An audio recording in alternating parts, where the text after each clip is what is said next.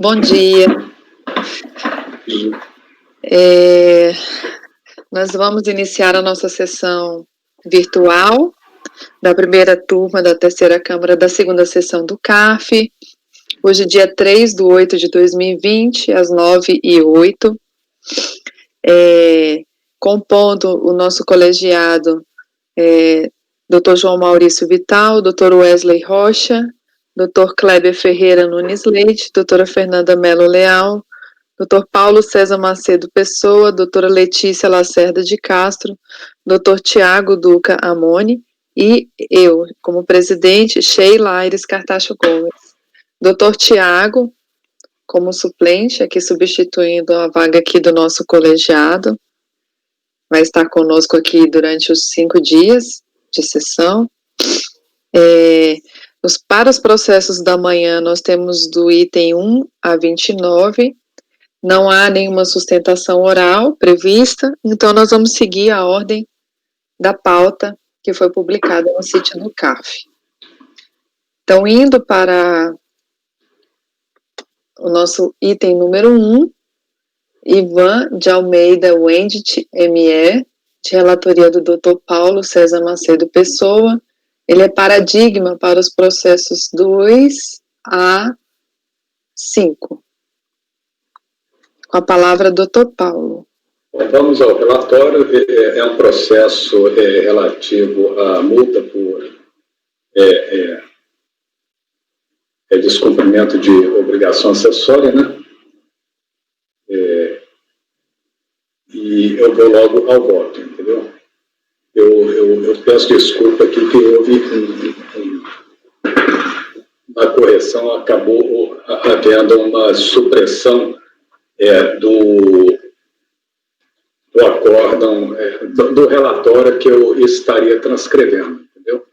Mas eu estou adotando o relatório do acórdão 78759, que está nas folhas 23 seguintes do processo. É um relatório bastante breve e ele diz o seguinte: o presente processo trata do auto de infração número tal, lavrado em data tal, para lançamento de multa por atraso na entrega da GFIP. Cito enquadramento legal, cientificado, interessado apresenta impugnação alegando em síntese preliminar de prescrição, ocorrência de denúncia espontânea, falta de intimação prévia, alteração de critério jurídico, princípios, cita a lei e cita a jurisprudência. Bom, em sede de recurso voluntário, o recorrente aduz, resume os fundamentos da decisão recorrida, reitera a preliminar de prescrição, reitera o argumento que a condição de microempresa estaria desobrigada a entregar a GFIP, afirma que a decisão recorrida não se manifestou sobre essa matéria, argue espontaneidade por ter entregue a GFIPs antes da ação fiscal, requer o reconhecimento da anistia concedida pela lei número tal, sobre o fundamento de ter entregue a GFIP sem ocorrência de fatos geradores. Bom, vamos ao voto. Eu rejeito a preliminar de prescrição por não se aplicar ao crédito tributário pendente de constituição definitiva, como é o caso. Rejeita a preliminar de nulidade da decisão recorrida, implícita na alegação de que esta não teria se manifestado sobre a alegação de que o recorrente estaria desobrigado de apresentar GFIP por se tratar de microempresário. Ocorre que tal alegação, constante da impugnação, foi fundamentada em jurisprudência expressamente afastada pela decisão de piso, por não se revestir de caráter vinculante. Assim, entendo que a matéria foi enfrentada. Rejeita a alegação de que a condição de microempresário afastaria a exigência de apresentação de GFIP por falta de previsão legal. Observe que a jurisprudência citada no recurso voluntário não vincula essa instância administrativa, prevalecendo o primário da legalidade no âmbito do direito tributário. Rejeita a alegação de denúncia espontânea ao teor da súmula CARP número tal que vincula esse colegiado.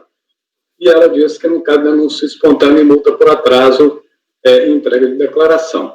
Rejeita o requerimento de reconhecimento da anistia concedida pela lei número tal, adotando como razão de desvio os fundamentos da decisão recorrida, e cito. Então, a decisão diz: a lei número tal, conversão da medida provisória número tal, anistiou tão somente as multas lançadas até a sua publicação e dispensou sua aplicação para os sócios geradores ocorridos até data tal, no caso de entrega de declaração sem ocorrência de fatos geradores de contribuição previdenciária, o que não é o caso dos autos. Com base no esforço, rejeita as preliminares e nega o provimento ao recurso. É como voto. Então, é um auto de infração de obrigação acessória por atraso da GFIP, né? Aqueles... multa por atraso. É igual aqueles que eu igual julguei... aqueles que você julgou naquela sessão passada, né? Sobrou esse filho único aí para essa sessão. Os demais não tem relação com... Dr. Kleber está congelado. Não sei se ele nos escutou. Dr. Kleber, você está por aí? Dr. Paulo também não viu os votos na pasta, tá só os PDFs. Eu não sei se é porque... tá. Desculpe, que eu salvei naquele negócio de mandar os votos pro Kleber, eu acabei ficando só naquilo. Eu vou salvar na pasta. Deixa só o Kleber voltar para ver se ele escutou o relatório. Tá sem microfone, doutor João. Enquanto o Kleber não volta, eu vou pedir um intervalo de 1 minuto. Sim, sim. É porque a pilha do meu mouse acabou de acabar. Eu vou buscar aqui dentro uma pilha e já coloco. Tá. Mas exatamente. 30 segundos aqui. Deixa eu chamar o Kleber.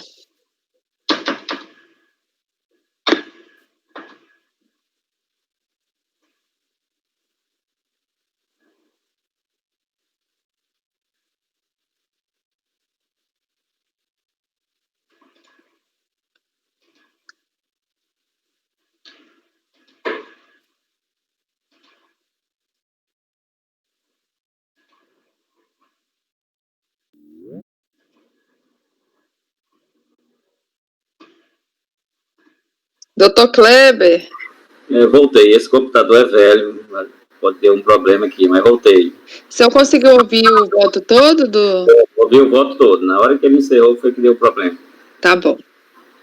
Deixa só o doutor João e o doutor Wesley voltar para a gente colocar em votação, se alguém não tiver mais nenhum questionamento.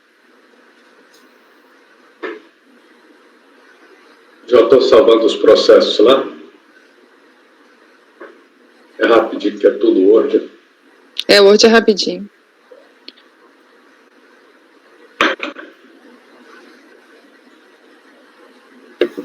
Aí eu já estou salvando esse processo aí que eu tinha dado um problema lá no relatório, já com a inclusão do relatório da BRJ.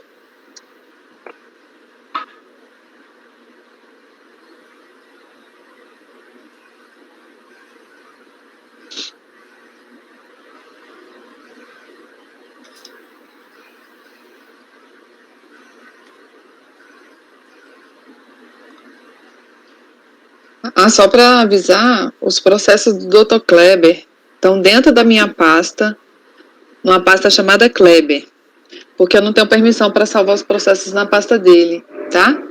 Então, quando vocês forem acessar os votos do Dr. Kleber, tem uma pasta chamada Kleber dentro da minha.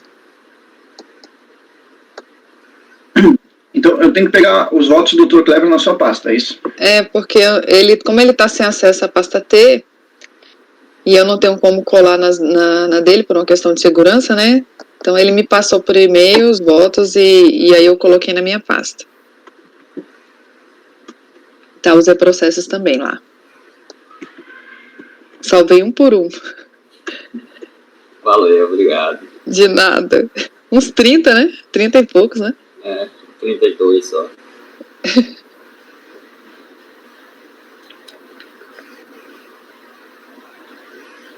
Mas eu vou adiantando que o próximo também, que é o 6, é meu, é também de multa de GFIP. O paradigma também, né? Sim. O novo conselheiro foi nomeado, né, Sheila? Foi? Não vi, não. Maurício Tim do Vale. Acho que sim, tu viu? Tu falou? Aí, doutor Tiago. Ele estava preocupado dele ser convocado para o mês que vem de novo. Eu falei, se ele conseguir buscar o equipamento, que eu acho que deve vir buscar, provavelmente ele já vai estar conosco na próxima. É da República do Paraná.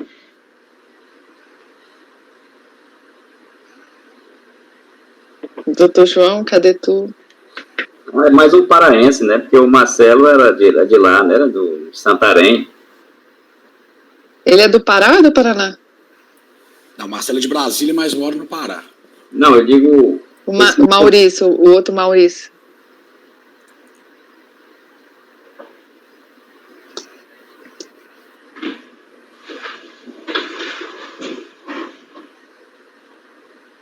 Acho que o doutor João voltou. Pronto, doutor João. Tudo certo?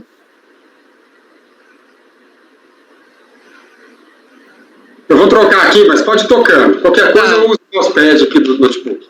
Eu vou coletar os votos, então. Alguém tem algum questionamento? O item número 1 da pauta foi uma multa de obrigação acessória pelo atraso na entrega da GFIP.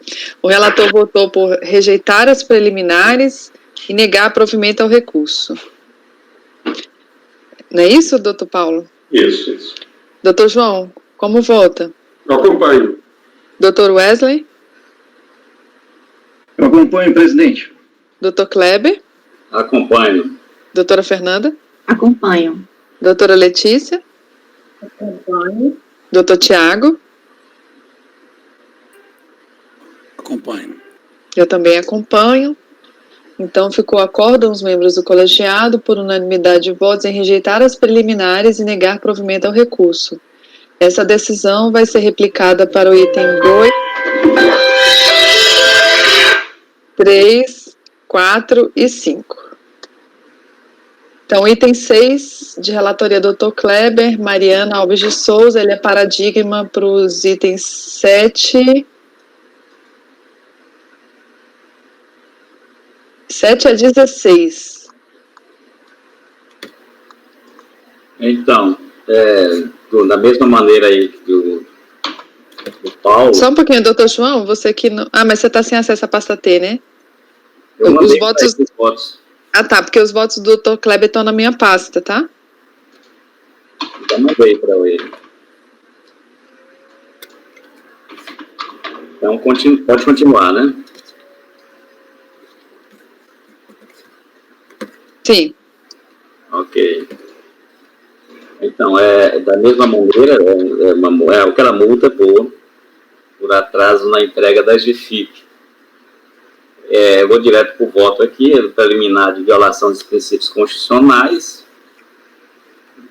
fala da princípio da publicidade e multa confiscatória, que eu não conheço. Alega também a nulidade do auto. Eu não verifico nenhum dos casos de nulidade do artigo 59 do decreto. Quanto à prescrição também não se verifica, porque não havia nenhum lançamento definitivo ainda do crédito. Quanto ao mérito, ele alega denúncia espontânea, a empresa alega denúncia espontânea, também aplica súmula CARF número 49, que não se aplica para o caso na entrega de declaração. E quanto à falta de intimação prévia, também ela alega que não foi intimada previamente, eu aplico a súmula CARF número 46, porque deu para a autoridade fazer o lançamento só mesmo no sistema, não houve necessidade de intimação. Então, a súmula 46 aplicada aí, da alteração do critério jurídico, que já é a lei 13.000 e alguma coisa aí, a empresa alega que houve mudança no critério jurídico, aliás, já que a Receita não lançava multa até o exercício de 2009. Não assiste razão, porque ela foi exatamente essa lei que criou essa multa, né, esse novo valor da multa. O dispositivo permanece inalterado até o presente momento, de forma que o critério para aplicação da penalidade é único, e o lançamento observou este um critério, pois foi efetuado com base nos termos ali previstos. E da alegação de cancelamento das multas por superveniência legal, né, que veio uma lei que cancelou a Lei 13.097. O PC também já falou aí, o Paulo, né, essa multa dispensou, a multa dispensada se refere à entrega de declarações sem ocorrência de fatos geradores de contribuições previdenciárias, né, uma GFIP sem nenhum, aquelas GFIPs sem ocorrência de fatos geradores, era para aquele caso. Então, tem uma diferença no caso do Paulo César. Do exposto, eu voto por conhecer parcialmente do recurso, não conhecendo as alegações de inconstitucionalidade, súmula 2. Aí eu afasto a prescrição, não sei se é correto aí, mas afastar a prescrição, rejeitar as preliminares e no mérito negar provimento ao recurso. Então a diferença é essa, eu estou afastando a prescrição, não sei se tinha necessidade de eu colocar aqui. Eu acho que é não acolher, né? É porque, na verdade, teria que dar uma verificada ali no recurso, se é o contribuinte, na verdade, ele está alegando... Eu, geralmente, costumo, digamos assim, pelo princípio do formalismo moderado, acolher a alegação como se fosse decadência. Às vezes ele confunde lá a prescrição com decadência, então eu acabo acolhendo. Não sei se seria o caso, doutor Kleber. Acolhendo no sentido de analisar, né? Se ela vai ser procedente ou não, aí é outra história. Geralmente não é. Porque... Eu acho que ele se refere mesmo à prescrição, ele está falando da cobrança, né? Da cobrança do valor. Uhum. A gente pode tirar para não complicar. Ele não se usou também nas vezes passadas, né? Nós tivemos Eu acho que pode colocar rejeitar as preliminares, né? Rejeitar as preliminares. Pronto. Ele está dentro das preliminares, a prescrição. Então, o voto fica assim. Voto por conhecer parcialmente do recurso, não conhecendo das alegações de constitucionalidade, rejeitar as preliminares e, no mérito, negar provimento ao recurso. Ok. Alguém tem algum questionamento aí? Doutor João? Eu acompanho. Doutor Wesley? Acompanho, presidente. Doutora Fernanda? Acompanho. Doutor Paulo? Acompanho. Doutora Letícia? Acompanho. Doutor Tiago? Acompanho. Eu também acompanho. Então, acordo aos membros do colegiado, por unanimidade de votos, em conhecer parcialmente do recurso, não conhecendo as alegações de inconstitucionalidade, rejeitar as preliminares, negar-lhe provimento.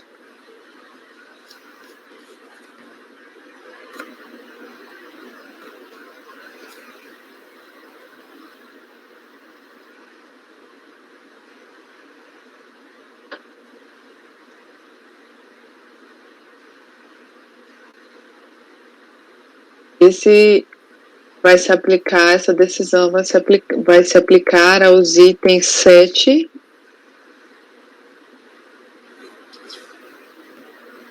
até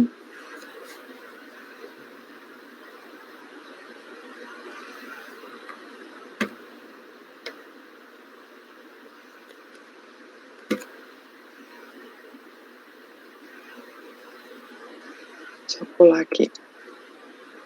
Item 16, até o item 16. Do 7 ao 16. Aqui, continuando, o item 17 foi retirado de pauta por solicitação da PGFN. Item 18 também foi retirado de pauta por solicitação do contribuinte. 19 por solicitação da PGFN. Então, indo para o item 20, de relatoria da doutora Letícia, que vai estrear aqui no colegiado, com a leitura do voto dela. Com a palavra, doutora Letícia. Aberta à crítica, quanto mais crítica, mais a gente se constrói o conhecimento. Vamos lá. Doutor João, peraí, diga. Doutora Letícia, eu vou te pedir a gentileza, se você puder mandar para mim o voto seu, para eu acompanhar aqui, porque eu não estou conseguindo acessar a pasta dele, eu estou com uma limitação aqui. Tá. Por e-mail mesmo. O mesmo e-mail que você mandou para o Kleber. O Kleber e a Fernanda já mandaram. Obrigado, viu? Fernanda e Kleber.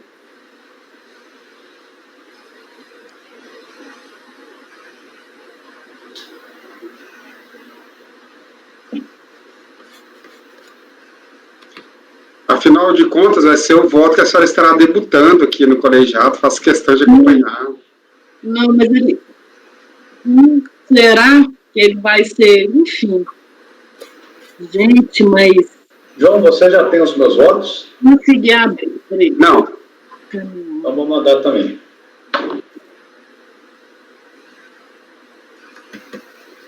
Eu só tenho os votos do Dr. Kleber e da doutora Fernanda. E agora os da Letícia que ela vai mandar.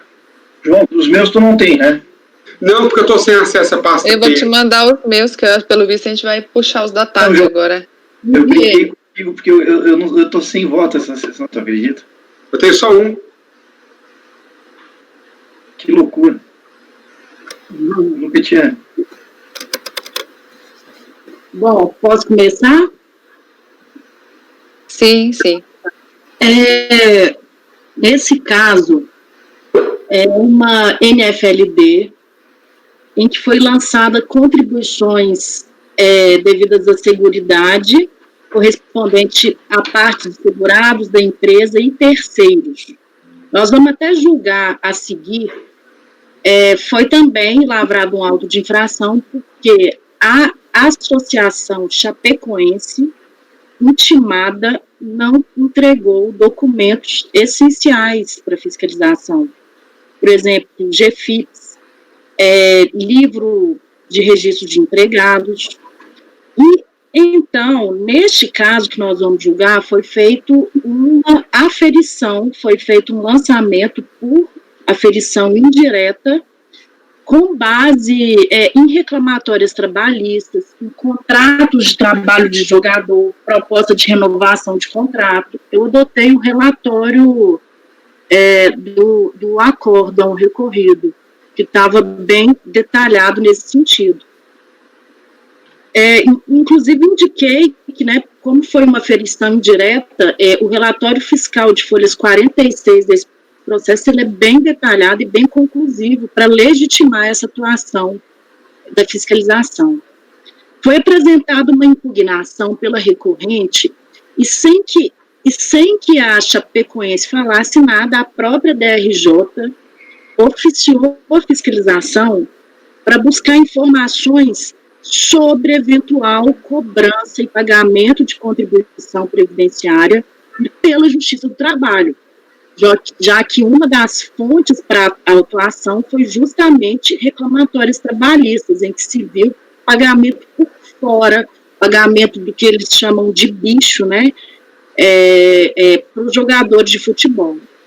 Eles falaram que a Justiça do Trabalho, o auditor fiscal informou que as contribuições relativas aos segurados empregados foram calculadas pela Justiça do Trabalho, mas não há nenhum recolhimento dessas contribuições para o INSS.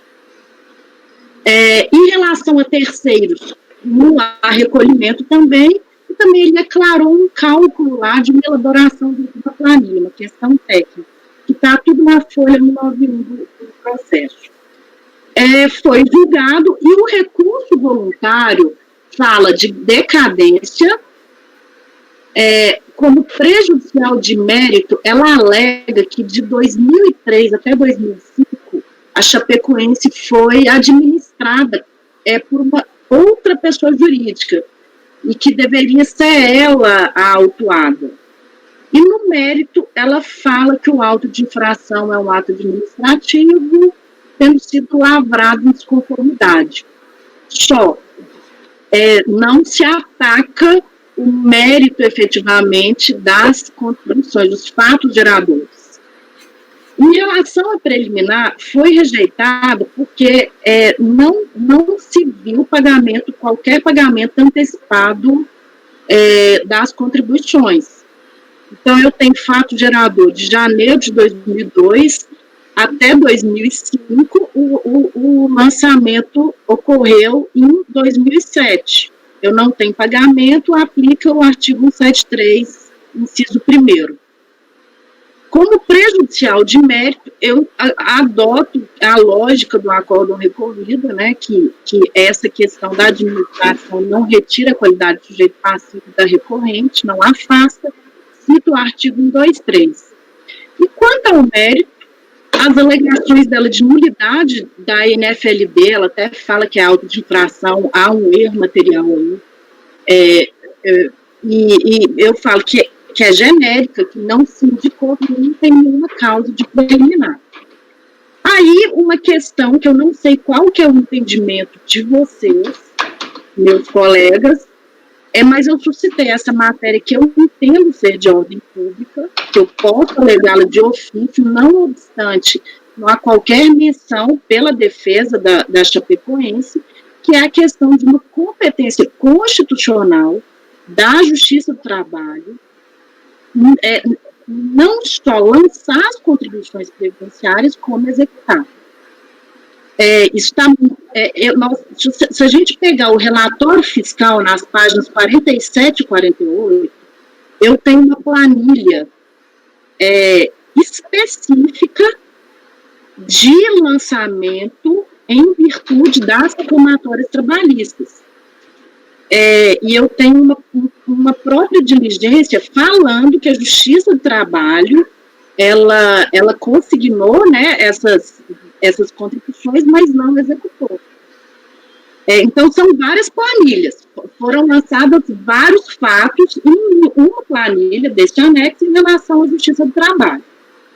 Aí, eu cito mais uma vez aqui que a própria DRJ diligenciou para aclarar as seguintes situações práticas jurídicas. A linha A, as contribuições relativas aos segurados, planilha de folha 79, foram apurados, calculados durante a tramitação das ações da Justiça do Trabalho. Em caso positivo, a Justiça do Trabalho deixou de executar a cobrança. Aí, ela falou o seguinte, consoante já mencionado, apesar das contribuições relativas aos segurados terem sido calculadas pela Justiça do Trabalho, não há nenhum recolhimento dessas contribuições para o INSS, decorrente dos processos trabalhistas indicados na planilha tal. Eu defendo que, com a emenda constitucional 20 de 98, eu transcrevo um comando constitucional que é a competência da Justiça do Trabalho para executar de ofício essas contribuições sociais, previstas no artigo 95. Que à época dos fatos geradores já vigorava a competência absoluta da Justiça do Trabalho para lançamento e cobrança de ofício das contribuições. Aliás, segundo a informação fiscal, tais contribuições foram calculadas pelo Justiça do Trabalho, todavia sem seu recolhimento, ao menos à época da resposta da diligência, ou seja, a gente nem sabe se posteriormente a Justiça do Trabalho executou ou não, embora deveria ter sido um ônus da recorrente de manter, né, essa instância informada dessa informação. Eu cito aqui o artigo, mais uma vez, fala de uma interpretação literal mesmo da norma constitucional, que a época dos fatos era, inclusive, essa redação que nada muda com a atual, que teve, seguida a alteração constitucional, eu tive uma lei que alterou o artigo 876 da CLT, que fala que devem ser executadas de ofício essas contribuições. A matéria foi estimulada pela Justiça do Trabalho, na súmula 368, que também fala... Alguém quer me interromper? Que fala dessa execução de ofício. A Lei 8.212, no artigo 43, fala: nas ações trabalhistas de que resultar o pagamento de direitos sujeitos à incidência de contribuição previdenciária, o juiz, por pena de responsabilidade, determinará o imediato recolhimento. E tem uma súmula vinculante número 53 do Supremo, falando dessa competência que alcança a execução de ofício das contribuições relativas ao objeto de condenação. Então, eu entendo que é competência da Justiça do Trabalho, e nesse sentido, a materialidade das contribuições que alude o artigo 43, correspondente à linha 1 e 2 do artigo 195, deveria ser executada pela Justiça do Trabalho. Assim, a citada planilha do anexo dessas folhas 16, referente a pagamentos determinados pela Justiça do Trabalho em processo reclamatório, tratando de parcelas legais de incidência de contribuição previdenciária, que deveriam ser lançados como foram, né, e cobradas pela Justiça do Trabalho, não remanescendo na Receita Federal do Brasil a competência para sua cobrança. Ainda pela interpretação literal, eu deixo de considerar no voto a competência absoluta da Justiça do Trabalho para incidência de cobrança das contribuições para outras entidades, fundos, a questão de terceiros, porque eu não acho que está clara essa questão na competência da Justiça do Trabalho, decorrentes desses mesmos processos trabalhistas. Aí, mais uma vez, eu falo que nos termos do artigo 64, parágrafo 1º do CPC, é uma competência absoluta que eu possa alegar que não incide preclusão nessa matéria, ao longo desse processo, tem um ofício do juiz criminal de um inquérito que foi instaurado por conta dessa situação aí, e tem nas folhas 203 informação pedindo para a gente oficiá-lo assim que for constituído o crédito tributário, que estaria suspenso esse inquérito. Aí eu falo que, após o julgamento definitivo, para a gente oficiar, cumprindo lá o pedido do juiz criminal. Então, eu estou rejeitando a preliminar e a prejudicial de mérito, que eu não sei se eu coloco assim, gente, e a prejudicial de mérito, que eles falaram aquela questão da administração de terceiros, e no mérito, voto por dar parcial provimento ao recurso para excluir do lançamento tributário as contribuições sociais auferidas nos processos trabalhistas especificados na planilha do anexo tal. Este é o voto.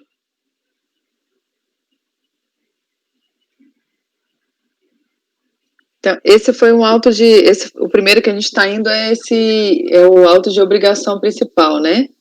Isso. Tá. Nele tiveram outros fatos geradores, além dessa questão da reclamatória trabalhista, não é isso? Sim, tiveram outras questões, tá? São algumas planilhas, como eles não apresentaram documentos, então eles buscaram várias informações, por exemplo, eles buscaram, a fiscalização buscou uma ata na empresa, na Chapecoense, e uma ata, por exemplo, que estava falando que o salário médio do jogador era X. Uhum. Era uma ata, inclusive, anterior à data dos fatos geradores. Só que eles foram e atualizaram, e lançaram as contribuições com base no valor arbitrado mesmo, com base nessa ata, com base em contrato dos jogadores. Aí inferiram da ação trabalhista o que eles recebiam por fora ou não, só que uma das incidências está especificada nessa planilha de folha 16, folha 16 que eu estou falando? Está especificado várias contribuições específicas das ações. Folha 16. Uhum. As ações da Justiça do Trabalho. Então, em relação somente a elas, que de ofício eu estou excluindo, porque... Eu me recordo que teve uma época realmente que a gente não podia lançar essas contribuições que era uma competência da Justiça do Trabalho. Aí o período exatamente eu não lembro. Eu lembro que a gente não podia lançar esses valores porque era competência do juiz. Depois essa competência voltou. Dr. Kleber, acho que o Dr. Kleber deve lembrar dessa questão. Não, eu estou... É só um pensamento aqui, se é o caso de pedido de vista, né? Porque eu não, nessa época eu acho que a Chapecoense já tinha um time de futebol, né? Que a associação desportiva que tem time de futebol, ela só contribuía por 5%, né, da arrecadação, da publicidade. Não sabia disso. Né? Não tem a parte da empresa, mesmo na Justiça do Trabalho não teria parte da empresa, né, porque ela está substituída pelos 5%, né, no borderô lá, né, das arrecadações. Eu não sabia disso porque ninguém levantou essa questão. Então, eu sequer fiz essa busca, entendeu? Dessa informação. Então, há uma lacuna aí dessa questão dessa tributação específica aí. Doutor João.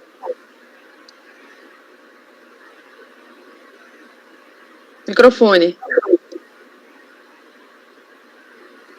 É a primeira vez que eu me deparo com essa matéria. Eu estou vendo aqui os fundamentos do STF, que já tratou do assunto. A competência da Justiça do Trabalho, ela está adstrita apenas à execução da contribuição previdenciária e não ao lançamento. para o lançamento, a competência dada pelo artigo 114, alterado pela emenda constitucional, não excluiu a competência da autoridade administrativa, de modo que a autoridade administrativa poderia e deveria, pelo artigo 142 do CPM, proceder ao lançamento. Então, eu percebo que ocorria, em relação ao lançamento e não à execução, ocorria uma competência concorrente. Se a Justiça do Trabalho não fez o lançamento podendo fazer, eu nem estou entrando no mérito aqui, doutor Letícia, ainda, da questão de ser isso ordem pública ou não, que eu entendo que não é, mas ainda que admitido que fosse, isso não excluiria a competência da autoridade administrativa, dado pelo 142 do CPM, de, uma vez não constituído o crédito tributário pela Justiça do Trabalho, que poderia ter feito, fazê-lo. Como aconteceu. Como só ia acontecer, na verdade. Mas, no caso, aconteceu. Pelas informações fiscais, a Justiça do Trabalho estava consignada essas contribuições pela Justiça do Trabalho, mas que não foram executadas. Essa é a resposta. Competência é só da Justiça do Trabalho, porque é aquele momento que ela está julgando o processo trabalhista e é um dever de ofício o juiz do trabalho lançar. Inclusive, a Justiça do Trabalho é uma grande arrecadadora de contribuição previdenciária. Sim, mas ela não faz o lançamento. O lançamento é atividade privativa. Ela não vai fazer o lançamento. A execução, eu nem entendo que sim. Existe um limbo teórico muito grande. Eu também fiquei muito assim. Porque, na verdade, a Justiça do Trabalho, ela reconhece a incidência. A incidência. Ela não substitui, como que ela vai substituir a autoridade tributária de fazer aquele lançamento técnico do CPM, né? Eu também fiquei muito assim, eu só realmente, assim, pela súmula do Supremo, o que eu entendi se a sentença... Acho que cortou aí. Apenas você, ao invés de 10, ganha 100, não compete à Justiça do Trabalho fazer isso. Agora, se ela condena a empresa, ao invés de te pagar 10, te pagar 100, aí sim, a Justiça do Trabalho é a competente para, no caso, cobrar. Cobrar, cobrança, sim. Né? A cobrança eu concordo. Você vir a informação fiscal, ela é clara que houve a cobrança, a incidência pela Justiça do Trabalho. Doutor João, eu fiquei com uma dúvida também, e aí a relatora, cumprimento a relatora pelo excelente voto. Pegou já um voto meio complexo de se resolver, apesar da matéria ser simples, né? Nós temos aí uma matéria diferente no colegiado. Eu confesso que eu não lembro de ter pegado esse tipo de processo para julgamento. Mas eu fiquei também pensando o seguinte: se a Justiça do Trabalho, que de ofício deveria ter a iniciativa, não o fizer, quem corre na responsabilidade desse ato, né? Será que seria o próprio juiz? Pela Lei 8.212, que eu citei aí, fala que o juiz tem que executar a sua pena de responsabilidade. O que não pode é a empresa ficar eternamente podendo ser cobrada, né? Podendo ser executada. Eu preciso de uma segurança jurídica e eu entendo que eles não executam. Talvez eles até executaram, talvez isso seja caso. Primeiro, superar, a gente pode alegar isso de ofício igual eu aleguei? Eu entendo que sim. Que ninguém falou disso, o advogado não falou isso. A segunda questão, será que a Justiça do Trabalho cobrou isso? Porque foi uma informação da época que consta que foi reconhecido esse crédito, mas não foi cobrada pela Justiça do Trabalho. Não foi executado, não tinha recebido. Talvez ela tenha até recebido isso, né? Pela ordem das mãozinhas, acho que o doutor Kleber tinha pedido a palavra e o doutor Paulo. Deixa o Paulo falar primeiro aí. Paulo. Ok. Bom, eu cumprimento o voto, excelente voto, né, também. Está debutando em alto estilo. Parabéns, Letícia. Com relação a reconhecer de ofício essa incompetência para lançar essa matéria, eu não reconheceria, primeiro porque não vai ser muito claro, não está muito claro essa questão de ser ou não da competência para a execução e excluir a competência para o lançamento. Eu acho que a execução é uma coisa que vai ser tratada depois pela PGFN quando for executar esse acordo aqui, se for o caso, entendeu? Nem sei se será pelo montante aqui, talvez ele nem entre nos critérios lá de execução, entendeu? O valor avançado, não sei qual o valor. Mas eu acho que uma coisa é execução, outra coisa é lançamento. E se sequer foi questionado o lançamento, eu não me sinto confortável, entendeu? Para anular o lançamento, porque seria caso de nulidade por incompetência, né? Pelo menos em parte, numa questão que sequer foi alongada sobre uma tese de não caber execução, entendeu? Eu acho que existe uma dúvida aí se essa situação se amolda de fato a competência constitucional lá da Justiça do Trabalho. Aí a gente entraria aqui em enveredar se houve ou não houve lançamento, se a memória de cálculos lá da ação trabalhista seria suficiente para caracterizar lançamento. Eu tenho dúvida se seria. Eu não acho seguro reconhecer de ofício sem que tenha tido um debate em torno disso prévio a nós. É a minha posição. Eu me lembrei aqui eu me lembrei que eu fiz muito isso, uma lei de 2000, acho que essa lei de 2000, né?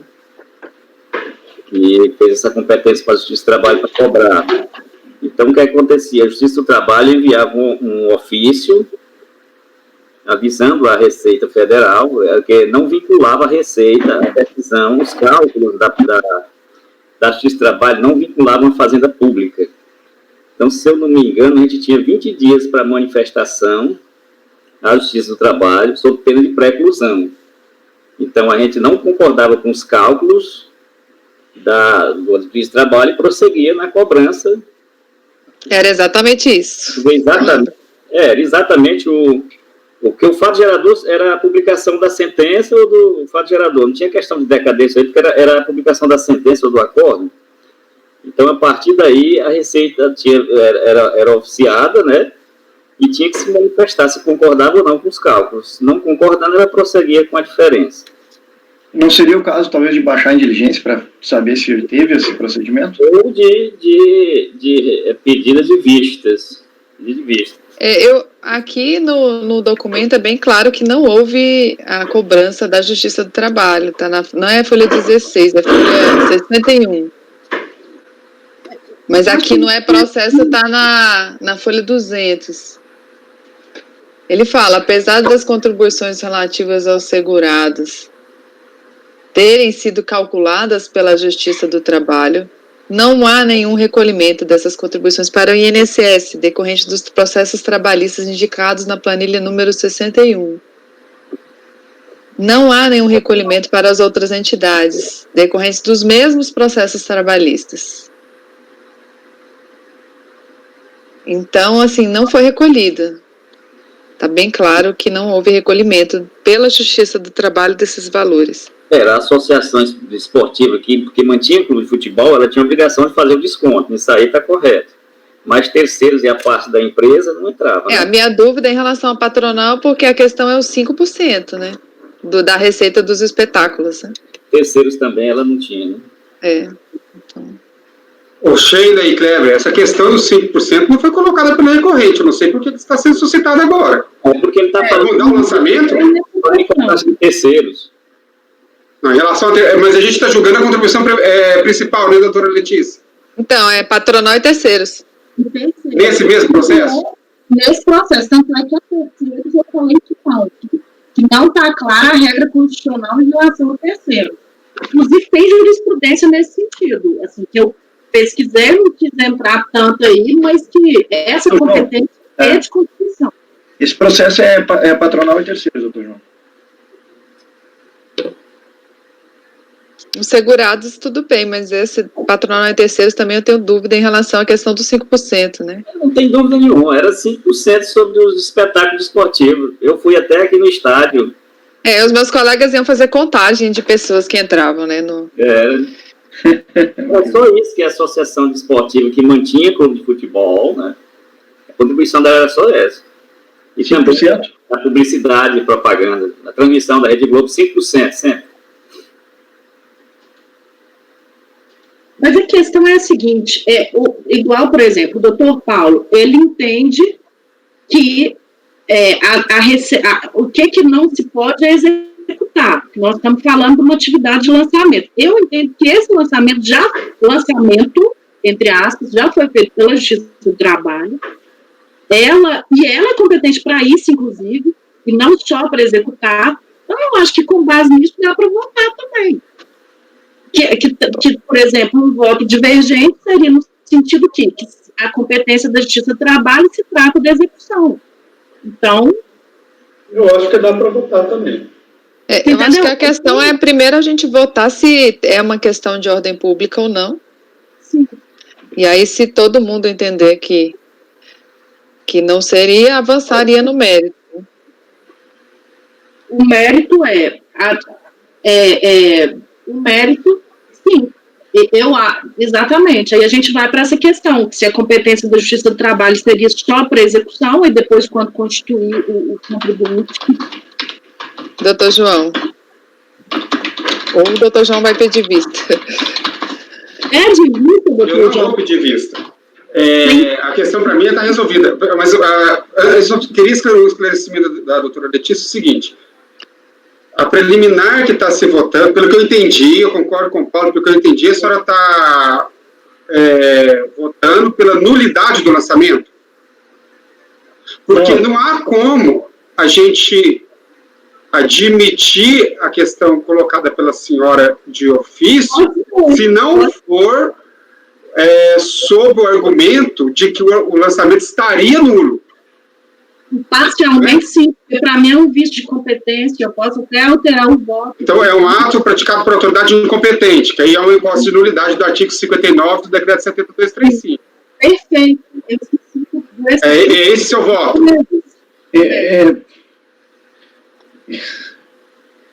Ficou no caso a interpretação de que seria uma nulidade. O meu voto está como se tivesse tirado da base de cálculo esse lançamento aí.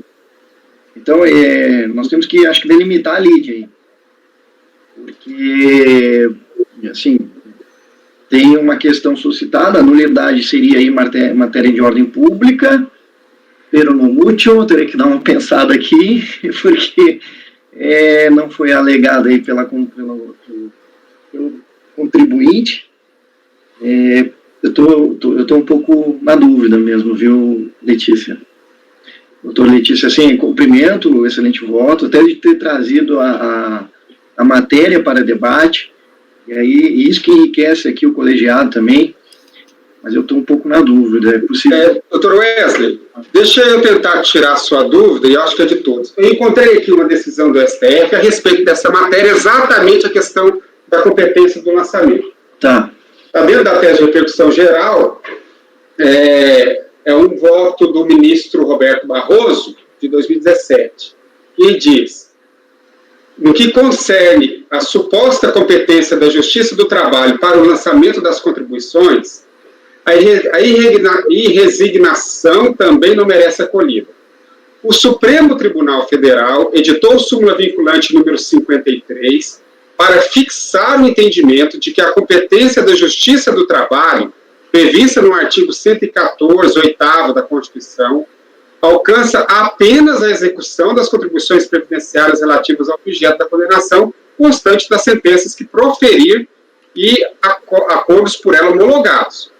Diferentemente, nas hipóteses não abrangidas por sentenças condenatórias proferidas pela Justiça Trabalhista, a competência para o lançamento das contribuições previdenciárias atualmente é da Secretaria da Receita Federal.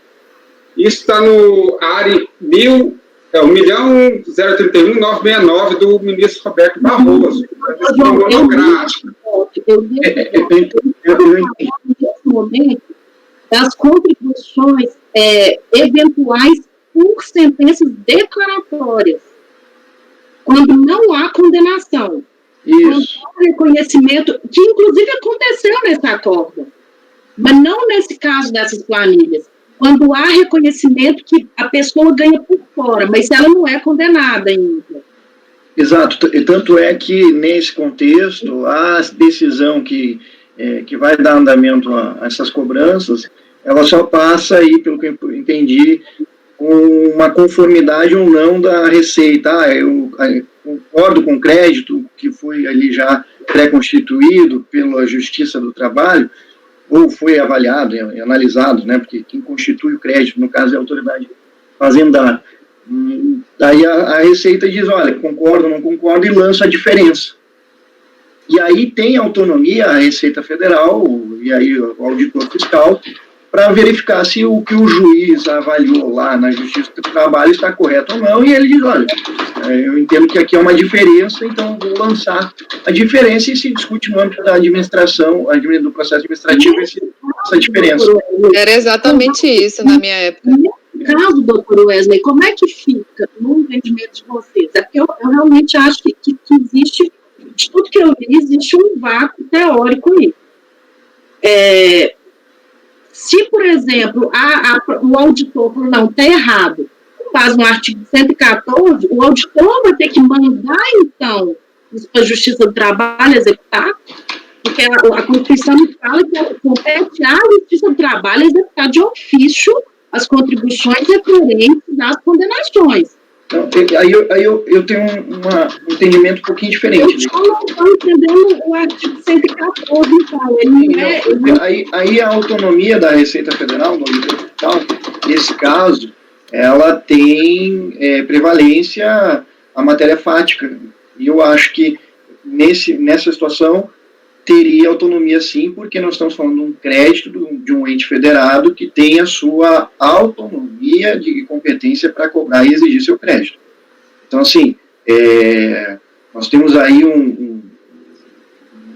uma coisa conjunta com a Justiça do Trabalho, mas isso não exclui a autonomia do ente federado, senão nós estaríamos, inclusive, afetando a própria competência tributária. Então, eu vejo, nesse ponto, não teria problema nenhum, e eu acho que anda tranquilo nisso. Claro que, não sei se é o melhor procedimento, né, a melhor forma de se cobrar isso, a melhor maneira de se realizar isso, mas quis a ordem jurídica que fosse dessa maneira.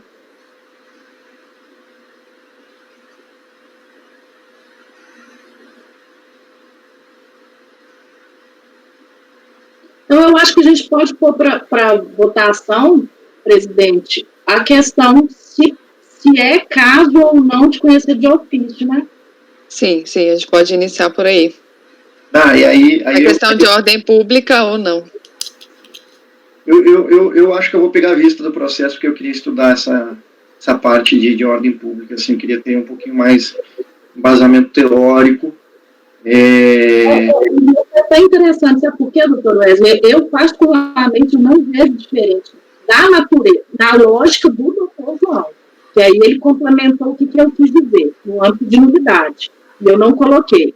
Mas eu, particularmente, não vejo diferença numa situação jurídica de decadência com uma incompetência em razão da matéria. É uma nulidade grande que para mim, pode ser alegado. Então, isso seria interessante, esse debate. Eu tenho um pouquinho de dúvida, né? Não é dúvida, é desconhecimento, mas na própria aplicabilidade da norma, se realmente nós poderíamos levantar isso de ofício, já que o contribuinte não alegou nas suas razões recursais.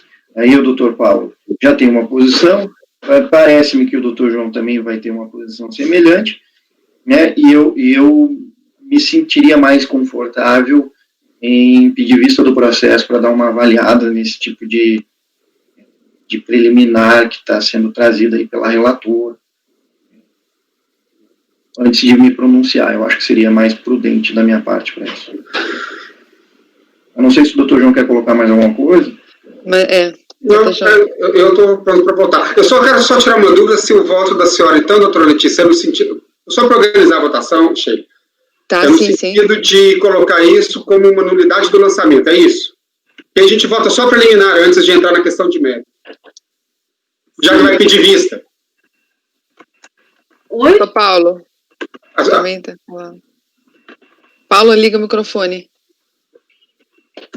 É o caso de votar alguma coisa na pendência de pedido de vista? Não, a gente vai iniciar a votação pela preliminar de nulidade, que ela está suscitando, que é uma matéria que é a incompetência da Receita. Vamos iniciar pela decadência. Pronto, e aí o Wesley pede vista. Resolve. Pode ser. Pois é. Então, como vota, doutor João, em relação à decadência, ela está afastando a preliminar de decadência. Eu acompanho. Em relação à preliminar de decadência. Doutor Wesley? Exclusivamente em relação à preliminar de decadência, eu acompanho. Tá. Doutor Wesley? Eu vou pedir vista do processo. Tá. Eu não sei se isso se aplica para os demais. É só esse? Só. Ah, então tá. Eu vou pedir vista do processo. Doutora Letícia, deixa eu aproveitar a ocasião de dar os parabéns por estar debutando e por ter trazido essa matéria que para mim é nova. Acho que é nova no colegiado, que eu já estou há 3 anos, eu nunca vi essa matéria. O doutor Wesley está ele é um mês mais antigo do que eu, não sei se ele já viu. E é uma ótima oportunidade, eu acho, de a gente crescer no conhecimento, porque para mim é uma matéria totalmente nova. Muito obrigado. Eu não lembro, doutor João, se a gente já votou uma vez, mas se votou foi só uma vez e faz tempo, eu não estou recordando. Não me lembro.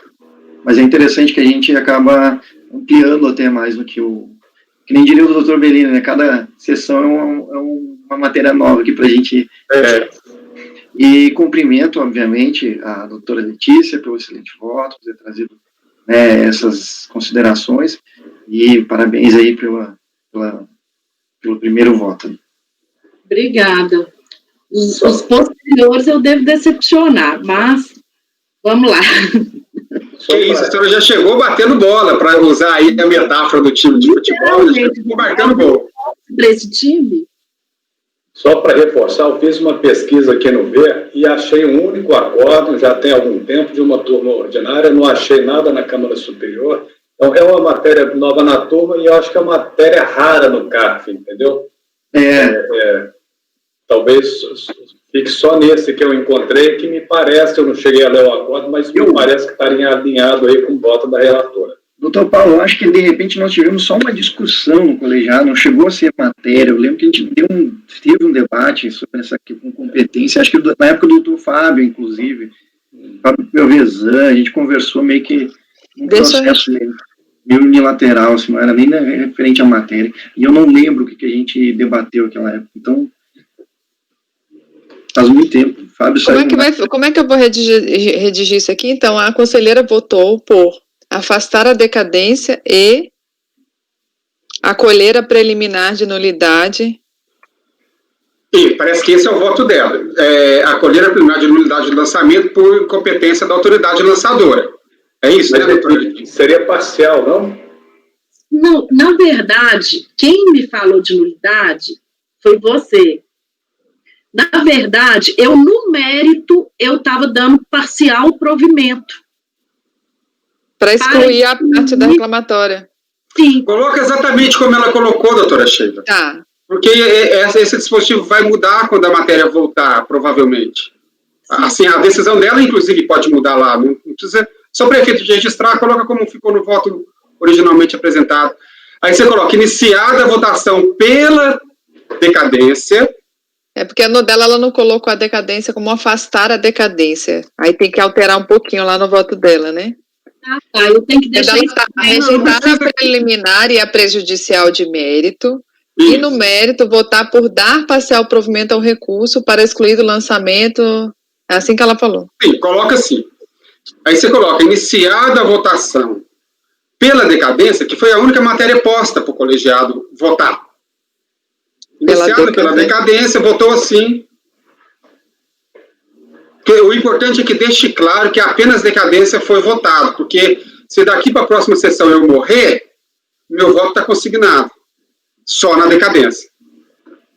Tá. Então vai ficar, a conselheira votou por... Posso colocar afastar a decadência e rejeitar da forma, o restante como tá, ou não? Ou deixa exatamente como você quer, doutora Letícia? Não, pode manter. Afastar a decadência e dar parcial provimento, excluindo-se. E dar parcial provimento ao recurso, afastar a decadência e dar parcial provimento ao recurso para excluir do lançamento tributário as contribuições sociais auferidas nos processos trabalhistas especificados na planilha anexo de folha 16 lá, certo? Esse foi seu voto. Isso. Tá. Iniciada a votação pela decadência. Acompanhou a relatora. E no seu caso? Acompanhou a relatora, o conselheiro João Maurício pediu o vice-conselheiro Wesley. Isso. E eu vou torcer para que nada corra, porque o doutor João esteja conosco aqui. Quero também. Com a Covid aí, né? O Uberlândia tá fogo. Ah, é? Caramba. Então tá. Iniciada a votação pela decadência, acompanhou a relatora o conselheiro João Maurício Vital e pediu vista o conselheiro Wesley Rocha. Certo? Bom, esse foi o item 20. Os demais são a mesma questão de incompetência da Justiça do Trabalho, ou a gente pode votar algum? Essa foi a única, porque foi a única que teve, nos próximos, a menção que pelo arbitramento foi utilizada a ação da Justiça do Trabalho, mas não houve nenhum lançamento com base nessas ações, então eu nem toco nesse assunto mais. Tá, então a gente pode votar os demais, então. Pode. São 10h09, a gente poderia dar um intervalo e aí a gente retoma do item 21, pode ser? Pode. Apoio, a gente vai interromper a gravação.